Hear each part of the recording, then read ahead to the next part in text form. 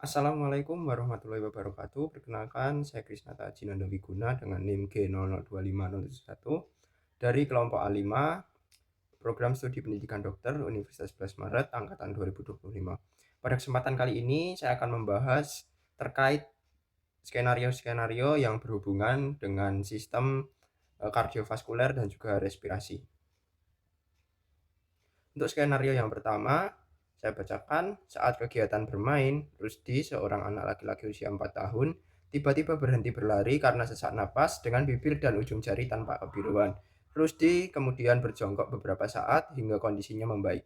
Ibunya menyampaikan bahwa sejak bayi, anak sering mengalami kebiruan, terutama saat menangis atau lelah, dan pernah didiagnosis dengan tetralogy of Fallot. Untuk yang pertama, kita akan membahas terlebih dahulu mengenai fetal blood circulation, di mana darah dari plasenta nanti akan diteruskan melalui vena umbilicalis, lalu masuk melalui ductus venosus di sini ke vena cava inferior. Lalu dari vena cava inferior darah akan dibawa ke atrium dextra, di mana kedua atrium ini masih terhubung melalui struktur yang dinamakan dengan foramen ovale, yang mana nanti sepertiga darah tetap mengalir ke ventriculus dexter untuk mengalirkan darah ke pulmonal. Darah yang melewati foramen ovale ini akan ditransfer langsung ke atrium sinistra. Dari atrium sinistra, darah akan ditransfer ke ventriculus sinistra, lalu melewati aorta. Dari aorta lalu diedarkan sistemik ke seluruh tubuh dan kembali ke jantung melalui vena cava superior dan vena cava inferior. Lalu kembali lagi masuk ke atrium dextra, lalu ke ventriculus yang dextra, lalu akan masuk ke truncus pulmonalis. Sebelum truncus pulmonalis nanti darah akan masuk ke ductus arteriosus di sini.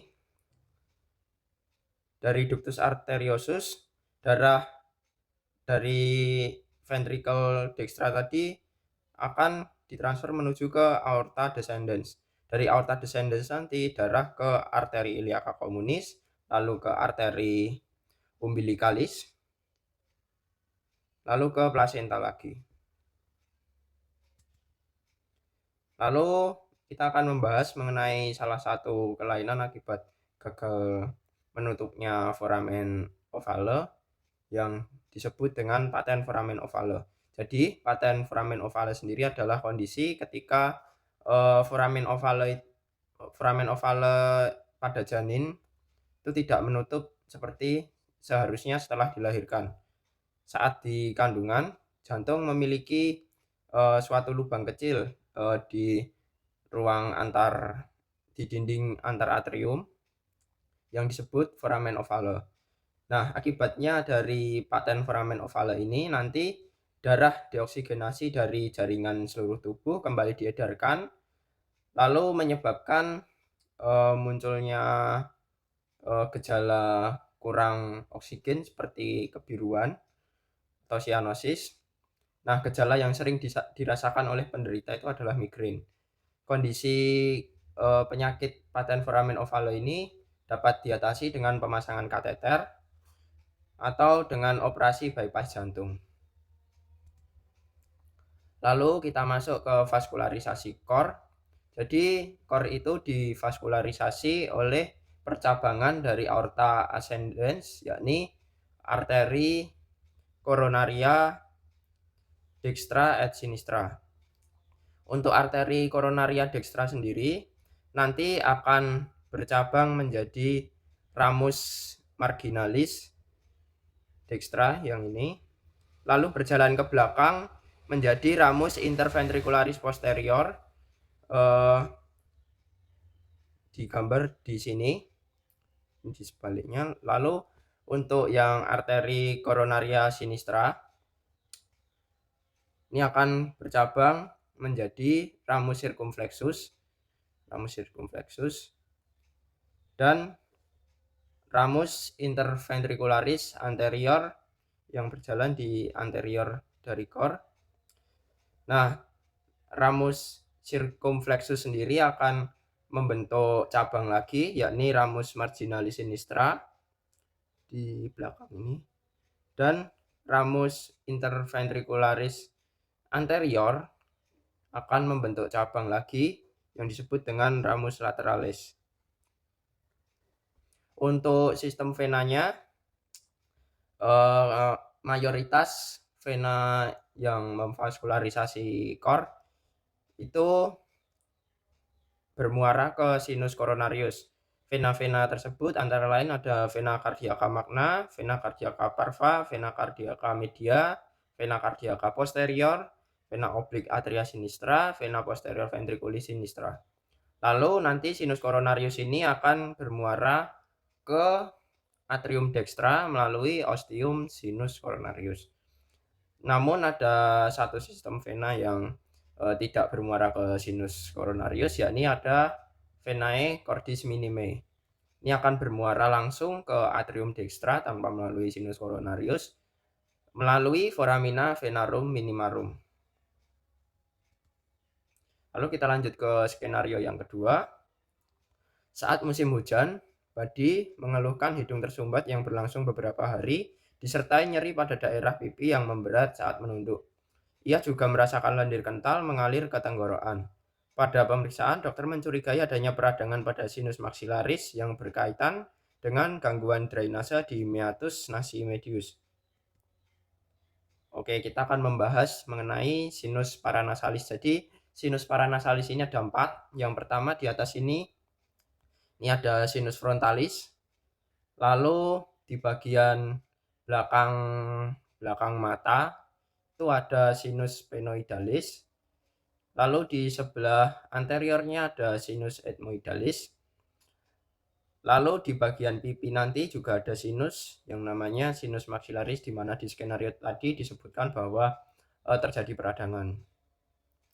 Untuk peradangannya sendiri namanya adalah sinusitis.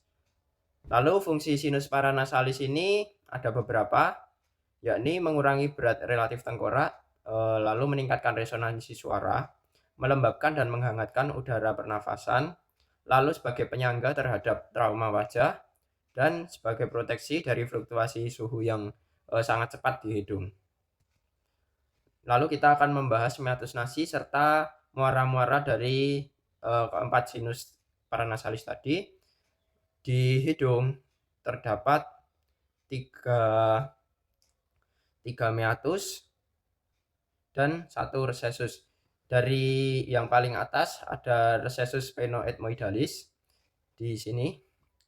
Recessus sphenoethmoidalis ini adalah muara dari sinus sphenoidalis. Lalu di bawahnya lagi ada meatus nasi superior. Meatus nasi superior ini merupakan muara dari cellulae ethmoidalis yang posterior di sini. Lalu di bagian bawahnya lagi ini ada meatus nasi yang media, di mana ada beberapa bangunan penting. Yang pertama ada bulla ethmoidalis. Bulla ethmoidalis ini adalah suatu struktur yang merupakan muara dari cellulae ethmoidalis yang media.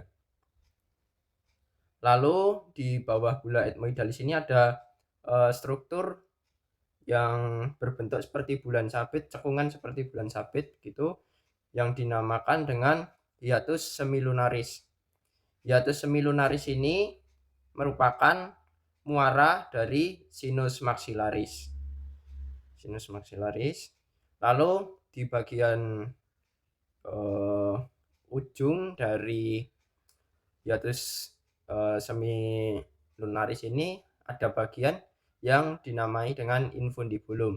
Infundibulum ini adalah muara dari cellulae ethmoidalis anterior dan sinus frontalis. Lalu di bawahnya lagi di sini ada meatus nasi yang inferior, merupakan muara dari ductus nasolacrimalis, di mana pada saat kita menangis atau mengeluarkan air mata Hidung juga terasa berair karena ada struktur ductus nasolacrimalis yang bermuara di meatus nasi inferior ini. Lalu kita masuk ke pertanyaan inti, mengapa sinus maksilaris sering mengalami inflamasi? Jadi tidak seperti ketiga sinus yang lain, sinus ethmoidalis, sinus sphenoidalis maupun sinus frontalis yang muaranya itu mengikuti gradien gravitasi, maksudnya muaranya itu terletak di bawah sinusnya. Sinus maksilaris ini ostiumnya terletak di bagian superior dari rongga sinusnya. Nah, ini berarti mukus yang terkumpul di sinus maksilaris itu harus naik melawan gravitasi untuk keluar ke meatus nasi. Bagaimana mukus itu bisa naik?